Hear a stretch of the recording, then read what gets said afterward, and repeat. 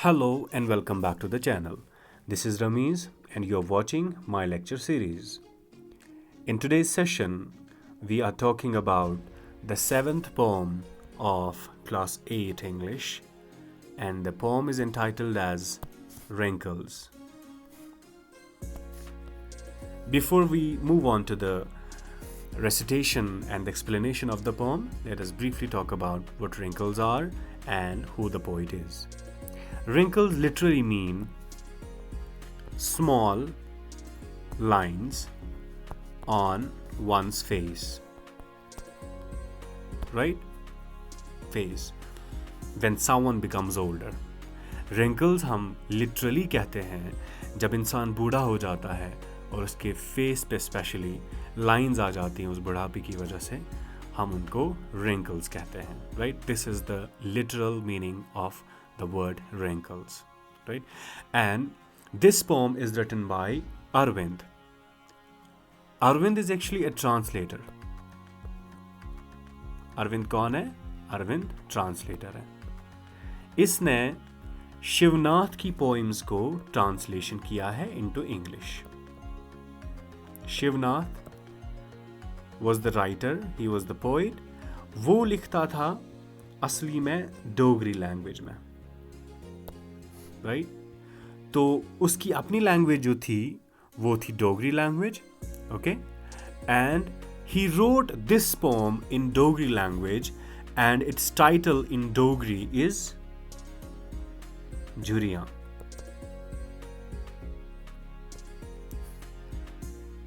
Now Arvind was the poet from Lahore. He was the poet from Lahore. He was born in 1947. Remember this date, 1947, from Lahore. Now, this poem actually, Jhuriyan. Jhuriyan is a Dogri poem written by Shivnath, which was later on translated by Arvind. Now, let's begin with the recitation of the poem, because we have the habit of reading or reciting the poem when we describe the poem itself. Now, let us read out the lines. My mother, making bold today, I begin to count wrinkles on your face. One wrinkle of the time when your father uprooted you from the backyard of his house to plant you in the courtyard of others. One wrinkle of that time when I nourished myself on your blood and grew in your womb. Another wrinkle when I sucked from your breast the comeliness of your face. Still another wrinkle when a girl took me away from you. Mother, my mother, taking courage in my hands today, I'm seeking under the sicken of your wrinkles a girl who was suppressed, who celebrated rowdy festival with fondness, who went to the Tawi to immerse rowdy seedlings and bathed during the Navratras, who played hopscotch and the game of pebble. Now, in the first stanza, the poet talks about mother. Okay एक शायर, एक poet अपनी माँ से मुखातिब होकर बोलता है. He is speaking to his mother. My mother making bold today. Making bold today means becoming courageous. Right? Becoming courageous. Making bold. तो ये कहता है मेरी माँ making bold today. I try to be very courageous. I want to be very brave today. I begin to count wrinkles on your face. मैं आज courageous बनना चाहता हूँ. I want to be brave and I want to count the wrinkles on your face. Now,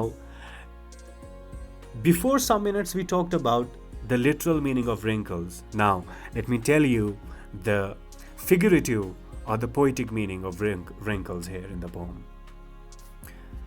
Wrinkle symbolizes suffering. Remember these points. So wrinkle is a symbol of suffering or is a symbol of sacrifice. You will remember double S, okay? Double S. S for suffering, S for sacrifice. Now, when wrinkles means suffering, it means sacrifice a mother makes, right? See now, the poet is asking to his mother, my mother making bold today. माँ, मैं आज बहुत बहादुर बनने की कोशिश करूँगा या करता हूँ. I begin to count wrinkles on your face. I want to count the wrinkles which have grown up on your face.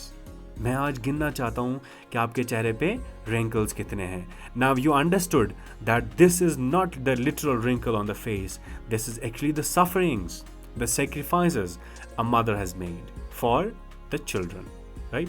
एक माँ कैसे अपनी कुर्बानियाँ देती हैं, कैसे sufferings बर्दाश्त करती हैं, only to nourish their her children, ताकि वो अपने बच्चों को पाल सके. ठीक है, वो अपना ब्लड देती हैं, वो अपना सारा कुछ कुर्बान करती हैं, सेक्रीफाइसेस करती हैं अपने चिल्ड्रंस के लिए, अपने बच्चों के लिए. Now this poem particularly talks about the sacrifice which a mother makes for her children. तो ये बोलता है कि आज मैं आपके चेहरे पे गिनूंगा कि आपके चेहरे पे कितने wrinkles हैं, यानी कितनी sacrifices आपने दी हुई हैं. Now let's begin with the sacrifices a mother makes for her children. Number one wrinkle. So when the poet says number one wrinkle, it doesn't mean a literal wrinkle, right? It means the suffering. तो sufferings यहाँ से start होती है. तो पहली suffering कब है?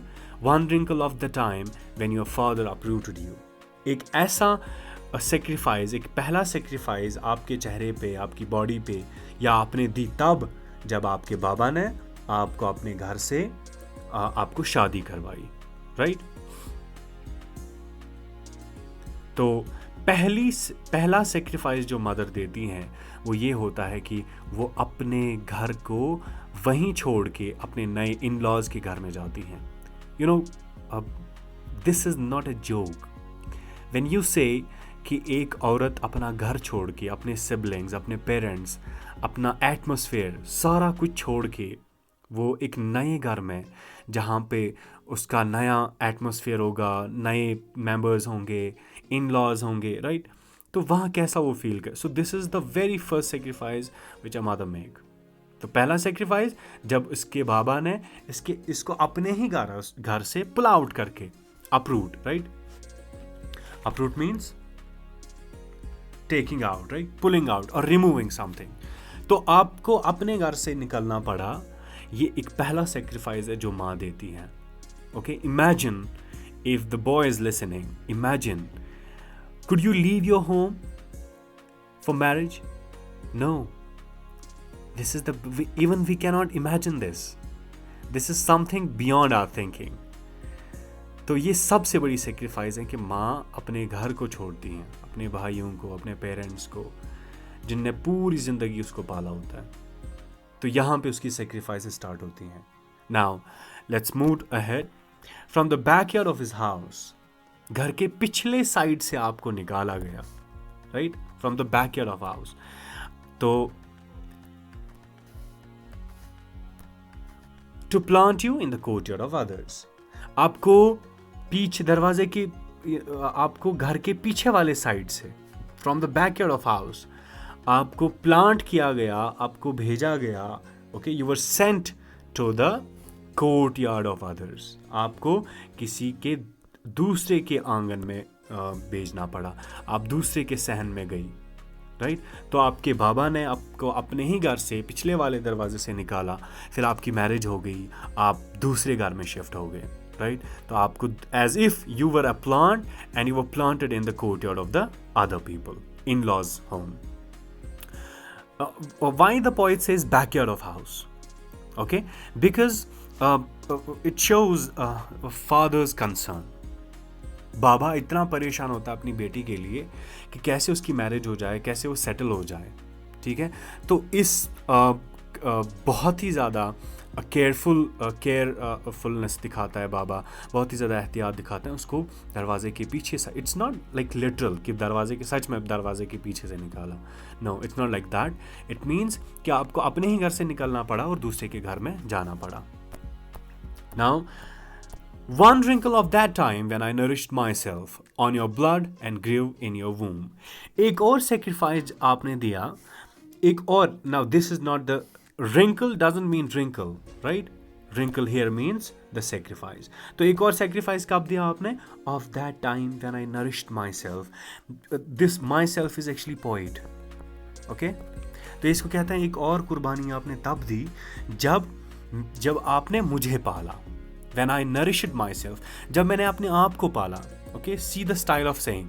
जब मैंने अपने आप को पाला on your blood, आपके खून से जब मैं पाला बढ़ा, and grew in your womb, जब मैं आपके पेट में था. Okay, और मैंने nourishment हासिल करी आपके पेट से. Right, in your womb, I grew up. मैंने आपका blood suck किया, तो मैंने आपकी nourishment वहीं से ले ली और मैं बड़ा आहिस्ता आहिस्ता बड़ा हो गया आपके womb में. ओके, आपके पेट में. तो ये एक बहुत ही बड़ा सेक्रीफाइस है जो माँ देती है अपने बच्चे के लिए कि वो उसको अपने पेट में पालती है. राइट, उसको नरिश करती है. जो मामा खाती है, जो मदर खाती हैं, वही वाला जो है बच्चों को मिल जाता है. बच्चे उससे हेल्दी फील करते हैं. राइट, तो मामा का ये जो हमारी माएँ जो हैं, मदर्स जो हैं, वो जब उनके वूम में जब बच्चा होता है तो कितनी पेन वो बर्दाश्त करती हैं और किस तरह से उनको केयरफुलनेस दिखानी होती है, कितना ज़्यादा उनको कंसर्न दिखाना होता है अपने बच्चे के लिए. Okay, only they would know. We can only just comment. Okay, लेकिन जो वो फील करती है वो हम एक्चुअली डिस्क्राइब नहीं कर सकते हैं. That's beyond our talking, beyond our imagination. Right, so point कहता है कि जब मैं आपके पेट में था तो आपने वो मुझे बर्दाश्त किया. राइट, आपने मुझे पाला पोसा, आपके ब्लड पे मेरी जो है नरिशमेंट वो हो गई. And that time I was in your womb growing up in the same place. Another wrinkle, अब एक और सेक्रीफाइस आपने कब दिया? When I sucked from your breast, जब मैंने आपसे दूध पिया. Right, the comeliness of your face. This line is very interesting line, okay, because it talks about something which actually mother gives to her children. Comeliness, what do you mean by comeliness? Comeliness means attractiveness. Attractiveness, beauty, okay, and strength. तो एक और wrinkle पड़ जाता है जब मैंने आपसे दूध पिया और उसकी वजह से क्या हुआ, आपके फेस पे जो ब्यूटी थी दैट वाज गॉन. ओके, आपके फेस पे जो ब्यूटी थी, जो अट्रैक्शन थी, जो स्ट्रेंथ आप में थी, वो मैंने आहिस्ता आहिस्ता करके सक करके वो मैंने अपनी बॉडी में ले ली. राइट, आपकी जो ब्यूटी थी, आपका जो अट्रैक्शन था, आपकी जो स्ट्रेंथ थी, okay, I sucked all that in my body. तो आहिस्ता आहिस्ता आप ब्यूटीफुल से आपकी ब्यूटी कम हो जाती है, आपकी अट्रैक्शन कम हो जाती है, आपकी स्ट्रेंथ कम हो जाती है, and all that is shifted to my body because I sucked your breasts. Right, मैंने आपसे दूध पिया है. तो ये भी एक सेक्रीफाइस है जो माँ अपने बेटे के लिए, अपनी बेटी के लिए देती हैं. right? Or we can never think of giving back to what mothers has given us, right? जो उन्होंने दिया हमें, हम कभी उसका we are indebted to mothers, हम उनके कर्जदार हैं, right? तो उनका जो हम पे हक है वो हम कभी अदा नहीं कर सकते क्योंकि उन्होंने हमें पाला है. our existence is dependent on our mothers. हमारा वजूद तभी पॉसिबल है जब हमारी माएँ थी, because they gave us birth. उन्होंने हमें जाना है, उन्होंने हमें पैदा किया, right? So it's all because of our mothers. Now, still another wrinkle when a girl took me away from you. एक और रिंकल तब पढ़ा आपको, अभी तक तो मैं आपके साथ ही होता था, मैं आपके काम में हाथ बटाता था. I used to work with you, I used to help you. But that time when I was married to a girl, she took me away from you. मेरी जब शादी हुई तो उस शादी की वजह से मेरा जो अटेंशन था, मेरा जो आपकी तरफ ध्यान था, वो कम होने लगा, राइट? मैं जितना आपकी तरफ माइल था, जितना मैं आपकी तरफ आपका सोचता था, अब मैं उतना नहीं सोचता हूँ, because a girl came in my life, right? तो एक मैरिज हुई और सारा जो आपने मेरे लिए किया था वो सारा ख़त्म हो गया। और वो जो पहली इंटेंसिटी थी फीलिंग्स की, वो अब नहीं रही। तो जब वो लड़की, जब मैंने मैरिज की, जब मैंने शादी की, तो उसने मुझे आपसे जुदा किया, आपको मुझसे अलग किया। My mother taking courage in my hands today. माँ, मैं आज बहुत ही ज़्यादा बहादुर बन रहा हूँ। I am just trying to be very bold today. In my hands today I am seeking, I am just finding out, I am searching out. मैं देख रहा हूँ, मैं आज तलाश कर रहा हूँ। किसको? एक ऐसी लड़की को, एक ऐसी ब्यूटी को जो कि लॉस्ट ब्यूटी है, राइट? मैं तलाश कर रहा हूं। I am searching what under the skin of your wrinkles, a girl. मैं under the skin, you are now old mother, आप अभी बूढ़ी हो चुकी हो। आपके रिंकल्स के अंदर से I want to search out a girl. Okay, personally जब भी मैं कभी किसी बूढ़े इंसान को, बूढ़ी अम्मा को देखता हूँ ना, मुझे उसका बचपन का फेस याद आ जाता है। आई यूज टू थिंक कि इसका भी बचपन होगा। She use to be very attractive, very healthy, very powerful, strong. लेकिन सी कैसे ओल्ड एज ख़त्म करता है इंसान को। And this is something which we cannot escape, which we cannot fight with, right? So this is inescapable. Right? Death is much more powerful and so is old age. तो poet कहता है कि मैं देखना चाहता हूँ आज जिस औरत को रिंकल्स पड़े हैं, मैं उन रिंकल्स के अंडरनीथ, मैं उनको देखना चाहता हूँ कि इस रिंकल के अंदर एक लड़की, जो कभी लड़की हुआ करती थी, जो हमारी तरह जवान होती थी। She used to be very beautiful in her youth. मैं उस लड़की को देखना चाहता हूँ जो कि आज बूढ़ी हो चुकी है। हु वाज सप्रेस्ड, जो हमेशा सप्रेस्ड हुआ करती थी, राइट? जो सप्रेस्ड मीन समथिंग, जब आप डिप्रेस टाइप के होते हैं, ओके, सप्रेशन होता है, आपके ऊपर दबाव होता है, स्ट्रेस होता है। तो हु वाज सप्रेस्ड, ये जो गर्ल थी ना, ये सप्रेस्ड थी। हु सेलिब्रेटेड राडी फेस्टिवल, ये राडी फेस्टिवल को सेलिब्रेट करती थी। It's a festival celebrated by girls, right? जो कि अनमैरिड गर्ल्स होती थी, वो ये जो है राडी फेस्टिवल, ये वो सेलिब्रेट करती थी with fondness means with love. इनको बहुत मज़ा आता था राडी फेस्टिवल को सेलिब्रेट करना। फॉन्डनेस यानी इनको बहुत ही अच्छा लगता था राडी फेस्टिवल में जाना, उसको सेलिब्रेट करना। हु वेंट टू तावी, वो फिर एक ये जो गर्ल थी राइट नाउ, जो मैं रिंकल्स के अंदर से एक लड़की देख रहा हूँ, वो सेलिब्रेट करती थी राडी फेस्टिवल को with fondness, with love and affection. Who went to Tawi, जो तावी रिवर जाती थी टू इमर्स राडी सीडलिंग्स, ताकि वो क्या करें, वहाँ पे जो सीडलिंग्स हुआ करते थे, जहाँ जो छोटे छोटे पौधे हुआ करते थे, उनको वो सिंक करती थी, राइट? सिंक करती थी टू इमर्स राडी सीडलिंग्स, ताकि वो वहां से राडी सीडलिंग्स लाएं और उसके बाद उनको डुबोए and bathe during the Navratras, और वो नहाए ड्यूरिंग नवरात्रास। तो ये जो फेस्टिवल का सेलिब्रेशन होना, ये अक्सर छोटी लड़कियां, छोटे लड़के इसको सेलिब्रेट करते हैं, right? So when you become older and older, ये सारा जो सेलिब्रेशन होता है ये कम हो जाता है, and you become serious, you become Moody, you don't have any excitement in your life because of that old age. In our youth, right? जब हम बहुत ज़्यादा छोटे होते हैं तो हम इन सब चीज़ों को जो है सेलिब्रेट करते हैं। और वो नवरात्र के दिनों वहाँ नहाती भी थी। Who plays hopscotch, जो कि हॉप स्कॉच खेला करती थी। In today's session I would like to define this hopscotch into Kashmiri word. Hopscotch जो है, इट्स अ गेम एक्चुअली, जहाँ पे आप ज़मीन पे बॉक्सेस बनाते हो और आप उसको एक टांग पे खेलते हो, राइट? तो उसे हम कश्मीरी में सॉजलोंग कहते थे, राइट? आई डोंट नो अभी इसको क्या बोलते हैं, लेकिन हमारे टाइम पे सॉजलोंग कहा जाता था, who played hopscotch, right, and the game of pebbles. और पेबल्स का गेम जो है, जो आजकल लड़कियां भी खेलते हैं, हाथों पे वो पेबल्स लगाती हैं, वो गेम्स ये जो है मेरी माँ, जो कि right now she is very old, वो ये गेम्स भी खेला करती थी, because she was a girl also. Okay, तो वो अभी बूढ़ी हो चुकी हैं, लेकिन वो भी किसी ज़माने में एक छोटी बच्ची थी, राइट। तो ये जो पोम है, इसमें दिखाते हैं स्टेजेस एंड द सेक्रीफाइसेस जो एक माँ अपने बच्चे के लिए करती हैं, जो कि हम कभी भी उनका हक अदा नहीं कर सकते हैं, right. This is something which we can never replace, which we cannot give them back this thing, you know।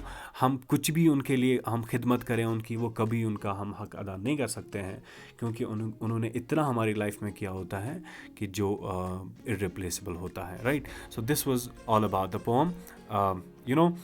There is last two stanzas from the poem. I'll bring for you everything. Now the poet asks his mother that मैं आपके लिए सारा कुछ लाऊंगा, colours for राडी, मैं आपको राडी festival के लिए कलर्स लाऊंगा, टिंसल फॉर योर दुपट्टा, मैं आपके लिए टिंसल लाऊंगा। टिंसल होता है जो डेकोरेटिव मेटेलिक टाइप होता है ना, जो स्ट्रिप्स जिससे बनाई जाती हैं, तो वो बहुत ही ज़्यादा ग्लिटर यानी चमकता होता है वो, तो वो मैं आपके लिए लाऊंगा आपके दुपट्टे के लिए। कलरफुल पेबल्स, मैं आपके लिए कलरफुल पेबल्स लाऊंगा from across the Tawi river से मैं आपके लिए कलरफुल पेबल्स लाऊंगा। Become that girl. Now if you have human heart, just feel these lines. Become that girl. You know, once you become old, you cannot get back to the youth. जब आप बूढ़े हो जाओगे, आप फिर से reverse gear पे life नहीं लाओगे। Okay? Once you are old now. Okay? So enjoy these days. Okay? Present पे आप सारा फोकस करो. Don't think about future or past. क्योंकि जो गया वो तो गया, फ्यूचर अभी तो आया नहीं। Focus on present. Work on present. ठीक है, मेहनत करो। बिकम दैट गर्ल मदर, माँ का मैं आपके लिए सारी चीज़ें लाऊंगा, मैं पेबल्स लाऊंगा, मैं आपके लिए टिंसल लाऊंगा आपके दुपट्टे के लिए। I will bring colourful pebbles, I will bring everything for you, right, I will bring colours for you. But become that girl mother, आप प्लीज़ एक बार वो लड़की बन जाओ फिर से, just for a day. But this is a wish which cannot be fulfilled, which can never be fulfilled, right? So this is only a wish and it will remain a wish always. तो कभी ऐसा नहीं हो सकता. So that's why I say just work on present, right? Have all things about present, right? Present के बारे में सोचो, present के बारे में मेहनत करो. Past के बारे में वो तो गया, present future अभी आने वाला है. तो जैसे आप जो आप मेहनत करोगे प्रेजेंट पे, वो आपका फ्यूचर बनेगा, right? So this was all about the pome. Now talking about the literary devices used in the pome, the first one is metaphor. Metaphor होता है जबकि आप तशबिया इसको हम इस्तिआरा बोलते हैं उर्दू में. Metaphor is basically a comparison, right? So it is a comparison. Metaphor is comparison. इसमें क्या होता है, इसमें दो चीज़ों को कंपेयर किया जाता है और वो बिल्कुल टू डिफरेंट थिंग्स होते हैं, ओके? लेकिन उनमें एक चीज़ जो है वो सिमिलर होती है, and that very thing becomes the reason for comparing two things with each other. तो इसमें कहाँ पे मेटाफोर यूज़ हुआ है? The time when your father uprooted you from the backyard of his house to plant you in the courtyard of others is a metaphor for his marriage, right? तो ये जो कहा गया है, आपको निकालते हैं घर से पिछले वाले साइड से, फिर आपको प्लांट करते हैं किसी दूसरे के कोर्टयार्ड में, this is used as a metaphor, right? Metaphor for what? Metaphor for mother's marriage, right? When a girl took me away from you is a metaphor. जब एक लड़की ने मुझे वहाँ से तुम्हारे से दूर किया मुझे, ये भी मेटाफोर है जो कि पोएट ने यूज़ किया है, right? Now his mother's wrinkles are also an extended metaphor for her sacrifices. You know, I told you wrinkles जो है ये symbol है किसका? Sacrifices का, right? And we sometimes call that extended metaphor. एनजैममेंट क्या होता है? This is the second device used in the poem. Enjambment होता है एक ऐसी कंटिन्यूएशन रखना सेंटेंस में या लाइंस में कि आप उसको फुल स्टॉप नहीं डालते हो, right? You separate all the lines by using commas. ऐसे लगता है कि राइटर और poet is saying this in one गो, एक ही एक ही गो में, एक ही बार जो है पोइट वो ये सेंटेंसेस कहते हैं, because of may be because of haste, right, और because of the emotions that the poet is having inside him, right. तो उसे हम एंजाममेंट कहते हैं, जब आपके सेंटेंसेस सेपरेट होते हों कॉमा से, as if the sentence is one, right, and as if the sentence is set in one go, उसे हम कहते हैं enjambment, right? So with this, I hope the session is clear to all of you. You have any confusions, you can ask me, you can write in the comment box, but what I need from you is the support. What I need from you is the thumbs up from your side, which keeps me motivated to upload video for all of you, right? If you think the content was worth sharing, share it. If you think it was good to and it helped you in any way, just like the video and subscribe to the channel. Thank you so much.